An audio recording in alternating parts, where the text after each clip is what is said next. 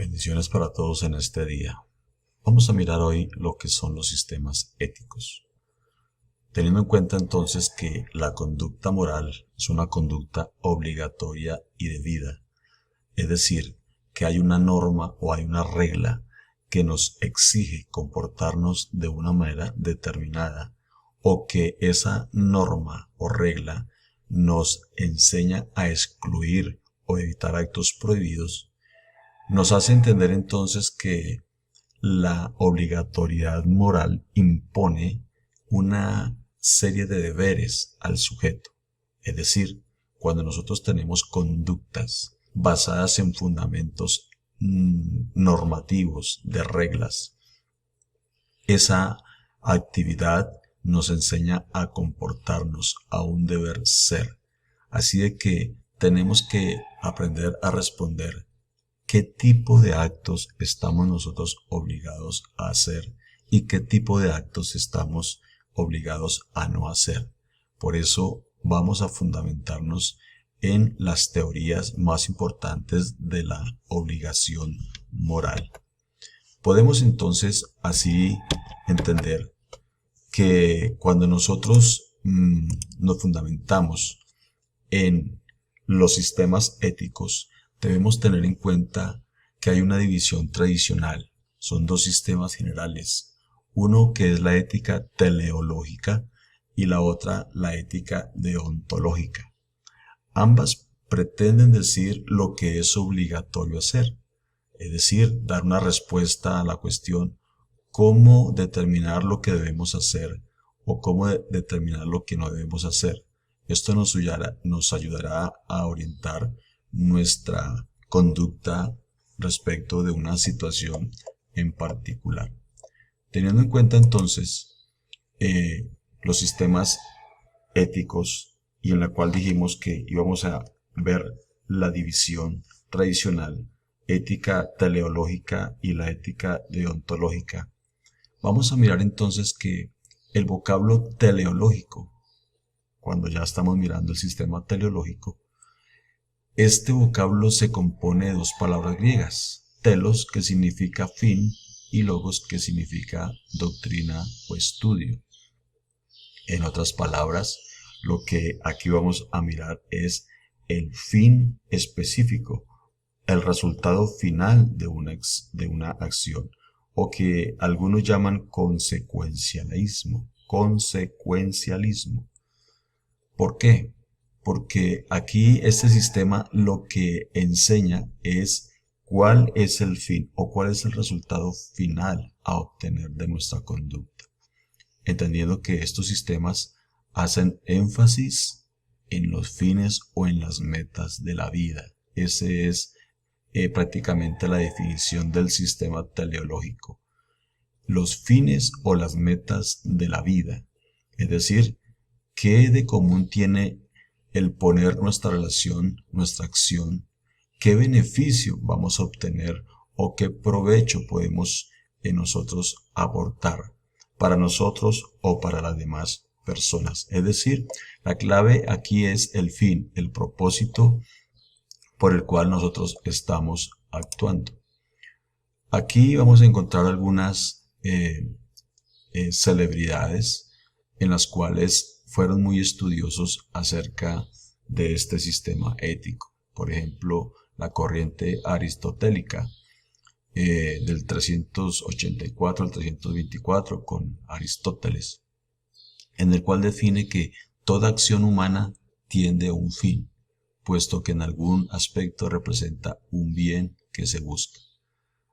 Así el bien se identifica con el fin de los actos y por lo tanto el bien tomado en sentido general es aquello a que todas las cosas aspiran. Así que el sistema ético teleológico propuesto por Aristóteles establece que hay un fin respecto de nuestra conducta.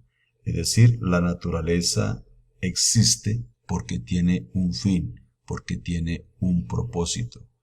Así de que para Aristóteles la felicidad es el verdadero bien supremo, puesto que a ella está enfocada toda la existencia humana y en consecuencia todos sus actos.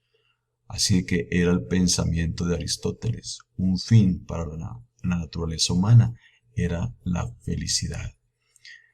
Cuando encontramos estudios, por ejemplo, de Epicúreo, en la corriente del epicureísmo, dice que se reduce el fin del hombre al placer. Es decir, que para la felicidad mayor que puede aspirar el hombre en esta vida, lo único que consiste como fin es evitar el dolor, que el único mal y lograr toda la mayor cantidad de placeres es obtener los fines espirituales. El placer en la parte espiritual, placer también como la parte corporal. El fin del ser humano es el placer. Ese es el único bien. Y lo importante aquí era evitar en lo máximo el dolor. Por eso Epicurio consideraba al hombre compuesto de alma y cuerpo y por ello admitía tanto los placeres del alma, gozo espiritual, como los de la carne. Es decir, el fin del hombre es evitar el dolor y obtener la felicidad a través del placer. Podemos también encontrar el hedonismo, a diferencia del epicureísmo visto anteriormente, que el único placer es el placer sensible. El placer determina el valor ético de la acción, al mismo tiempo que se presupone que en general el hombre solo obra por el placer. Miren este pensamiento bastante, digámoslo, sensual, bastante dado al placer carnal, porque el placer es lo máximo que pudiera el hombre llegar a entender, un placer sensible, un placer en el cual el hombre obtenga todo lo que quiere a través de esa sensibilidad de un placer, y eso determinaría el valor ético de la acción. Bueno, podríamos aplicarlo también hacia no solamente el placer de la carne, sino el placer de pronto moral, social, pero eso encaminaría a una profundidad de mayor análisis para poderlo entender. Encontramos también el estoicismo, el 300 a.C., mientras los epicúreos ponen el fin último objetivo en el placer y así lo encierran en los límites de lo terrenal. Los estoicos lo colocan a la apatía, en la abolición de las pasiones, lo cual es también una meta temporal y terrenal. Mire que aquí el estoicismo habla del placer, pero ya no del placer de la carne, sino un placer en el cual ayude a abolir las pasiones, es decir, quitar lo terrenal, quitar los deseos de la carne, los placeres de la carne. La escuela estoica cifraba la felicidad en el dominio sobre las pasiones que tanto perturbaban la razón. Así de que parece ser que hay una lucha entre el deseo, una lucha entre el placer y una lucha entre poder quitar esas pasiones para no dejarse llevar hacia los deseos carnales. Así que la felicidad era dominar esas pasiones. Por eso hay muchas personas hoy en día que tratan de dominar las pasiones haciendo otro tipo de actividades. Es una lucha entre la carne y el espíritu. Sin embargo, entendemos que no podemos solos ganarle la batalla a los deseos de la carne sin la presencia del Espíritu Santo. Para el estoicismo, el único mal era el vicio y el único bien la virtud. Así que lo podríamos catalogar como lo que hoy en día hacen algunas religiones, de luchar contra la carne sin tener al Espíritu Santo de Dios. También está la corriente de la autorrealización. Es un sentido de satisfacción con uno mismo por un entendimiento maduro de quién es, cuáles son sus dones y por qué está aquí en el mundo, y la capacidad de lograr tal satisfacción en forma constante en la autorrealización.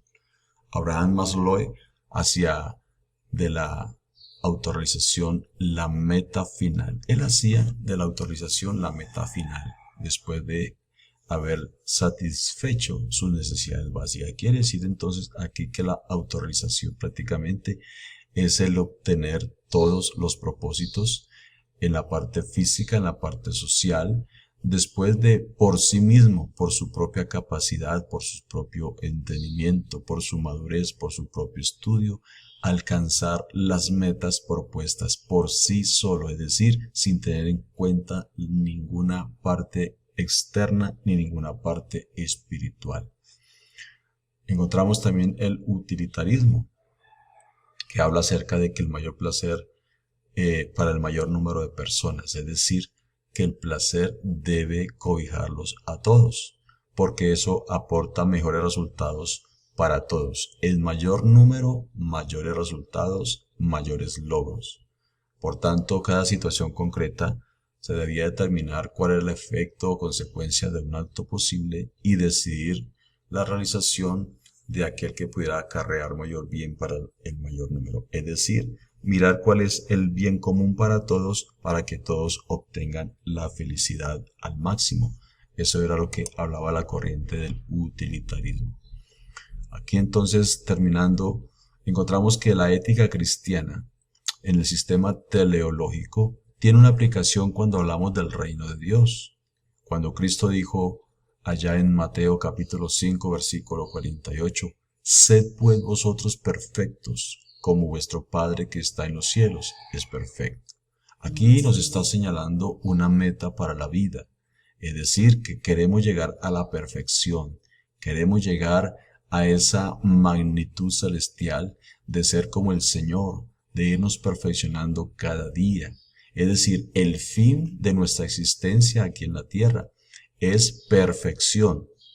¿Para qué? Para poder llegar al reino de los cielos. Otra meta que Cristo dio es en Mateo 6:33 cuando dice, mas buscad primeramente el reino de Dios y su justicia, y todas estas cosas os serán añadidas. Mire que aquí estamos buscando un fin, y el fin es el reino de Dios y su justicia. ¿Y a través de qué lo vamos a obtener? De buscar primeramente el reino de Dios. Así que pudiéramos utilizar el sistema teleológico o teológico para que pudiéramos entender que es a través del fin, el propósito que nosotros vamos a obtener es mirando el fundamento, mirando las normas, mirando cuáles son las conductas que nos van a llevar al propósito de ser perfectos, el propósito de buscar el reino de Dios, el propósito de llegar a una vida eterna en la presencia de Dios. El fin, entonces, según el sistema teleológico, es llegar al cielo, llegar a la presencia de Dios, obtener el reino de Dios, estar un día en su presencia. Así de que ese es el fin, esa es la meta para la vida, aplicando el sistema teleológico que hemos visto hasta el día de hoy. Así que en el siguiente video entraremos a ver el siguiente sistema, que es el sistema deontológico, para la comprensión de nuestra lección número 2.